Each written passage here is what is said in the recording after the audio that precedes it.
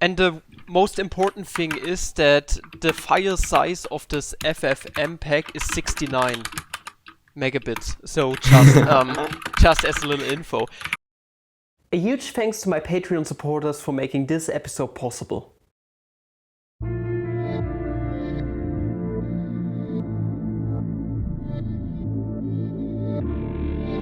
Good morning, fellow mathematicians! Welcome back to another video. First things first, brand new algebra merge just dropped, so check that out. Link will be at the top of the description. But that's not the main point of the video. Okay, I'm doing a little collab here, bi-weekly thing probably, with my boy 𝐌𝐚𝐽𝐬. Vivek, say hello, Vivek. Hi. Yes, this is Vivek. We have created a collaboration already on his channel, so go over to his channel and here's some information about him, and after that we are going to talk about what we are going to do in this video. Talk, Vivek.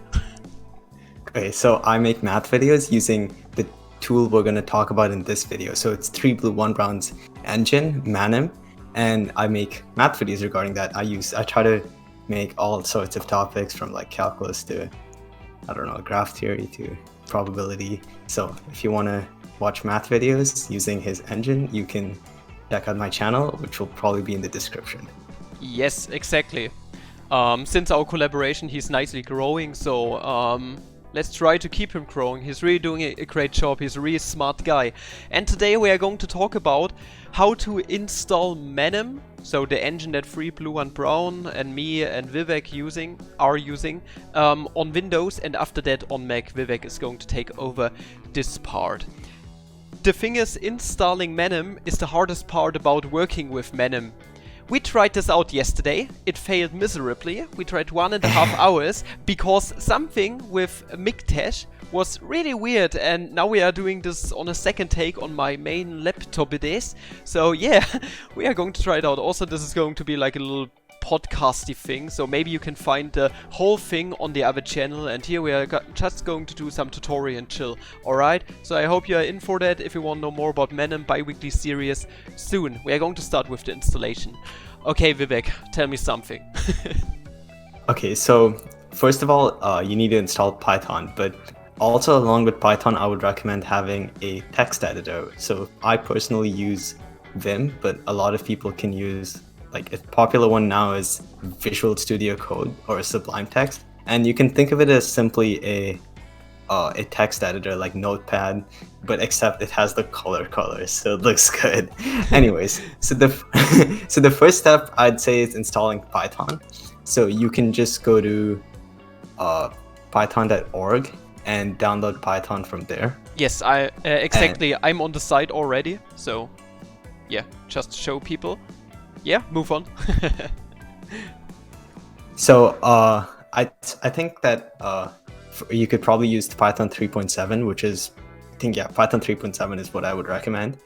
But yeah, so when you're installing it, there should be an option to add to path.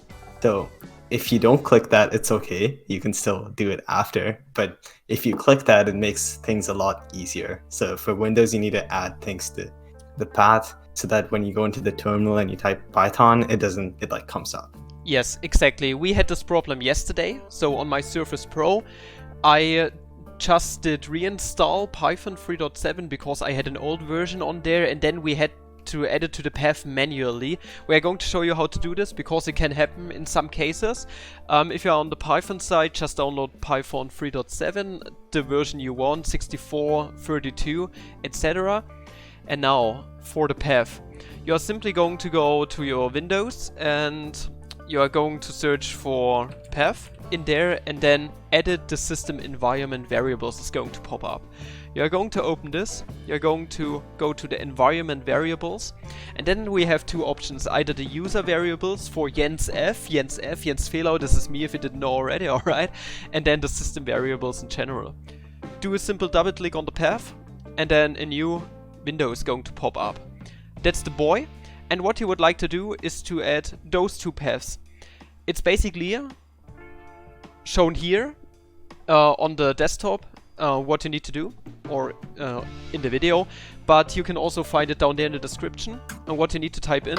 All you really have to do is change your username. So if you want to edit it, you just need to change your username here. And also it can happen that you are going to download Python 3.7 minus 32-bit, then you also need to change this thing to -32, okay? Same spiel with the other one here. So those are the two that you need to add, and this basically already does the job. That's the first part done. But the next part is tech itself. So we need to install tech, because when we render the animations, the text and the numbers are made using compiling tech. So for Windows, it's just MikTeX. So you can go to miktech.org, I think it is. Yes, all right. And it's going to be in the description. Yes. And yeah, so you just go to MikTeX and make sure you download the latest version, because when we initially did this for Papa Flammy, what an issue we had was that we were using an old version of MikTeX that he had used like before, but when we reinstalled it, it became fine. So yeah. The thing is, for me, something weird happened. It seems like I had an outdated package there, like a LaTeX package on my Surface Pro, and then reinstalled it, and it was like weirdly outdated. Now I can't uninstall MikTeX anymore, and there's no way I can fix it on my Surface Pro. So if you want to do this, uninstall MikTeX first and then install the new thing, okay? Just to make really sure nothing bad happens. So we don't want to reinstall Windows. Am I right, guys? Okay, install MikTeX, just download it, install it, do all the updates, and then you are basically settled, alright? So the next thing we're going to need to install is FFmpeg, and this is basically the thing that helps Manim piece the video together. So there's probably a link in the description. You just go to this website and download the Windows version if you're on Windows, and Mac will do later. So yes. I guess you could download the 64-bit version. And it's not an installer, it just comes with some binaries, and we're gonna have to do the same add to path thing we did for Python. And the most important thing is that the file size of this FFmpeg is 69 megabits. So just just as a little info. So what you do is you drag it onto your desktop, and you also have to rename this folder into exactly what I have already here on my desktop. Or I don't. No, we have to rename it to capital FFmpeg. And then you are going to copy this exact folder into your local disk C. You are going to put it in here. You can see I already have it in here. Okay, download it, rename it, put it in there. That's the first step. After that, we need to go to the environment variables yet again. Go to path, and you just add this as a new path. c:/ffmpeg/bin. And then you are basically done with this part. Yeah, and if you want to there's also a WikiHow tutorial with pictures. WikiHow tutorial that just shows how to do it. So if you wanted to do that, that's also fine. Yes. Works the same way, Yeah. Just saying, okay. Yeah. So I guess the next thing we need to install is socks, and this is for the sound part. So there's just a link in the description. You just go there and install it. Shouldn't be an issue. So I'll send you the link in Discord, so you can just go there, and then there should be a big green download button, and you just click on that, and then it should work. Totally not a virus. Totally not a virus. You can safely download it. Also, I'm also wearing socks at the moment, just if you are wondering. I'm not. Okay. How can my laptop wear socks? Just download it. Great virus, mate. Okay, yeah, download it, and then you are done. Just install it. Yeah. It works. Yeah. By itself. Okay, so now this is the next part is a bit of a interesting part. So we're gonna need to install pycairo. So the way we do this is by using some website that hosts all of the libraries. So we're gonna go there, and then we're gonna look for the version you downloaded. So in this case, I think Papa Flammy downloaded version of Python 3.7 64-bit. Yes, and don't be scared about this website, okay? It looks quite intimidating, but just press Control F to for the search option, and then just type pycairo in there, and you are going to be dragged down. And yeah. I believe I need CP37. I'm going to zoom in a tiny bit. CP37 AMD64. Correct. I think, yes. But if you install 32-bit version of Python, you would need Win32. Yes, if you are wondering what the 37 means, it just means pycairo for Python 3.7. So yeah, just if you are wondering. If you have downloaded Python 3.8, you need the 83 version, and then for your system that you are using 64 or 32. Yeah. I can download it real quick. And it's not going to be an executable, alright? It's just a weird file that is going to pop up. And next, if I remember correctly, you are going to open your CMD. And then, in my case, I downloaded it to the download folder. So you are going to redirect the directory that you are going to execute it on. So cd downloads. Now it works out. You can see that it worked out because we are now in the download folder. And now we need to type something weird in Python negative something. I think Vivek is going to tell me what it is. So if you added Python to path perfectly, not perfectly, like correctly, then if you type Python into the command prompt, it should open up the shell. So why don't you try doing that and see if it works? Yes, I did do so. You can see that we are now doing everything in Python 3.7, and now there's also this command line.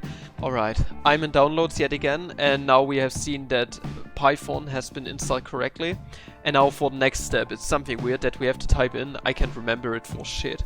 Yeah, so you need to type in python-m pip install. So these 4 words.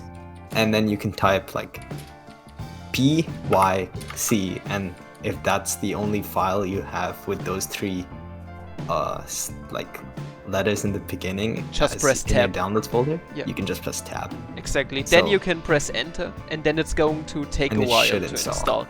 I have already installed it, so I'm not going to press enter yet again. Do not worry, nothing bad is going to happen. It's going to install, and it's going to be indicated once it's done installing, because then you are going to see just this line yet again, that you are in C users blah blah blah downloads yet again, and you can type in stuff again.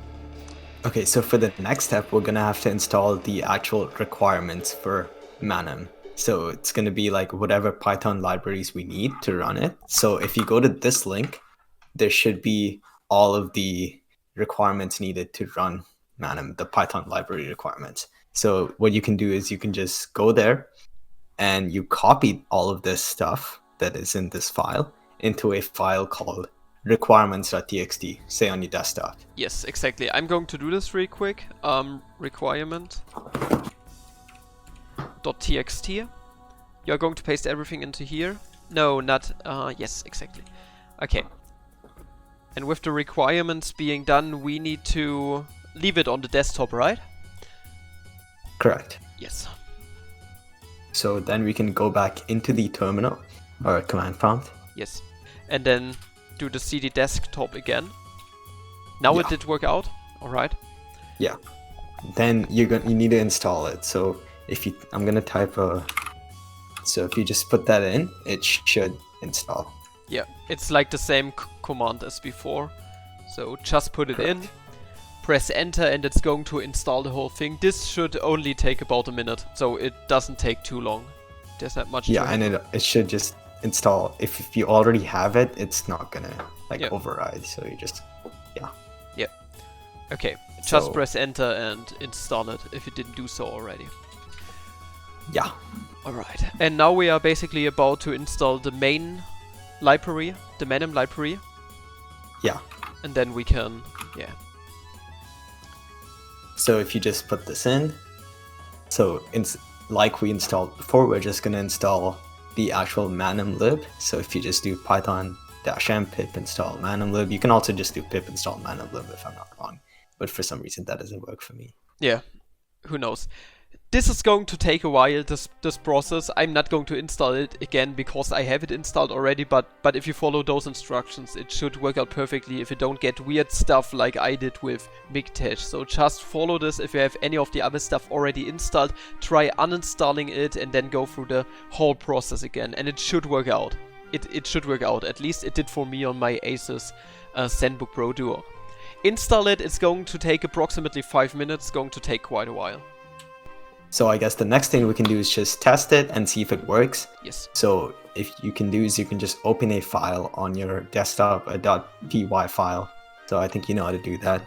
Yes, I'm just going to open idle from Python, and I'm going to create a new file.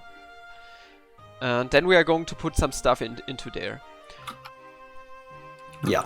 So there's going to be, in the description, there should be a link to some... or not a link, or some code you can use to test it out. So we have something here. Going to copy it, put it into here. And now I'm going to save it as a Python file. Okay, I have saved it now.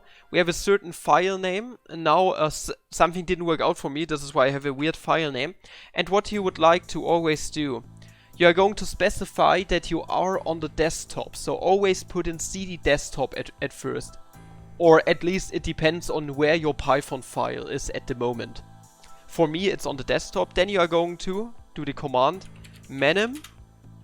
Then the name of your file. For me, it's vbcdfg.py. Okay. Then you have a certain scene that you are going to execute. This thing is called TestScene. Okay. It's always important to put it into here. And then you can either put -PL there, this is for 480p resolution, or you're going to put -P there to have so full HD resolution. I'm going to go with -PL because it's going to render faster. Now you see that something is going to happen. Something weird happened. Okay. And now, in a normal case, a window should pop up soon, which is our text. It just opened automatically. And also it's going to create on your desktop a folder called videos. It's here for me, that you can open up, and then you have all of your stuff here. For example, I have something from Gabriel's Horn in here, if you are interested, or you can find your Hello Manim file in there. Yeah, just as a little note where you can find your videos. Anything else to add, Vivek, before we come to your Mac part? Yeah, so a little bit more about those arguments you talked about in the Manim thing. So the -P, what -P does is it means it's just going to open the video player that you use. So for example, if you're talking about, I don't know, if you use like VLC or something, the moment it renders the video, it's just going to immediately just play the video. And -L means low quality, so by default you can change these parameters. We'll talk about those later, but by default the low quality is 480p at 15 frames per second, and the high quality is 1440p at 60 frames per second. So and if you want to debug, for me personally, I like using -S, and what -S does is, instead of outputting a whole video, which with all the fancy animations and stuff, it just simply outputs a picture of the last frame. So why don't you try doing -PLS instead of -PL, and it should be an image instead of a video. Exactly. This option really helps because sometimes it can take really long to render stuff, especially if you are doing 3D animations. Yeah. Okay, I believe there's nothing more to add for the Windows installation. This worked out way better than yesterday. I'm going to say goodbye for now. Vivek is going to explain to you how to install it on Mac. And I hope you did enjoy this video. And this time, Vivek is going to make an outro on the main video. I'm out. See ya. Okay, now let's learn how to install Manim on Mac. So the first thing we're going to need to install is Homebrew. Now Homebrew is just a package manager for Mac. So let's go to brew.sh, it's in the description, and you just copy this command. So just Control-C, Command-C, and then you go to the terminal. So you can just spotlight terminal, and then it shows up, and then you just paste it, hit enter, and it should say all this, and you just hit enter again, and then it asks for your password. Now I'm not going to install it because I've already installed it, but after you install it, you should be able to do brew install stuff. So I'm just going to do brew -- help, and you should see something come up. Now let's install the actual things that we installed on Windows. So the first thing we're going to install is tech. So some of you might already have this, but you can go to this website, it's in the description, or you can just Google MacTech, and then you just download mactech.pkg. And then after this, you just install MacTech. It's pretty big, it's 4 GB, but you may as well just install MacTech, and after that, you are good to go with tech. Now the next thing we're going to need to install is Python. So just go to python.org, click downloads, and then all releases, or 3.8 is also fine. You can install any of these. So just install whichever you want, and you're good to go. Now, the next thing we're going to test is if it came up. So with Windows, we had to add it to path and stuff, but that shouldn't be an issue here. So if you just do python 3 -- version, there we go, it should work. So now let's install the actual dependencies. So the first thing we're going to install is FFmpeg. So you can just do brew install FFmpeg, and that should be good, but you can actually do multiple installs at once. So I'm just going to do that. So the next thing we're going to need to install is socks. So we're just going to do socks, and then pycairo, and then pycairo. And the last thing we're going to install is pkg-config. So if you just hit enter, this command is going to be in the description for all those of you watching. You just hit enter, and it should install all of them. Now I already have them installed, so it's not really going to do anything. So it's just going to say error, we already have it installed. So that's good. But the next thing we're going to install is the dependencies of Manim. So when we were using it on Windows, we just copied it, but I guess you could just clone the whole repository. So you just github.com/3b1b/manim, and you just clone it. So git clone. By the way, if you don't have git, you can just go to git. I mean, I'm pretty sure it comes built in with Mac, so this shouldn't be an issue. You just do git clone this. Oh, I already have it, so I'm just gonna remove it, git clone this. If you clone it, okay, there we go, it should be done. And then we just go into Manim, so we do cd manim, opens the directory, and then we need to install the dependencies. So we just do python 3-m pip install -r requirements.txt, and then just hit enter, and it should install all of them. Now I already have them installed, so this shouldn't be an issue. But the next thing we need to install is pyreadline, because if you actually go into the requirements folder, you can notice how it says, not folder, file, you can notice how it says sys_platform is equal to win32. So it's only going to install for Windows, but you can just do this pip install pyreadline, and it should install. I already have it installed, not an issue. But the next thing we're going to install is the manimlib itself. So you can just do python 3-m pip install dot, and it should install. Now I'm just gonna let it install, and there we go, it's installed. The last thing we can do is just write a test scene to test if we've done it. So you just do vi, or not vi, but any text editor you want. Just open this manim folder that's created in your home directory, and you can open some files. So I'm going to say test.py, and I'm just going to put some sample code. There we go, this is some sample code. Now I can just save it, and the way we run it is python 3-m manim test.py, and then whichever scene. So I'm going to say test scene. We did this with Windows too, so if you want to learn a bit more about this running thing, just go back to the Windows installation towards the end, and then test scene -pl. So it's running, and there we go. So yeah, that's about it. Thank you for watching. Make sure to like and subscribe, and we'll see you guys in probably 2 weeks with another tutorial.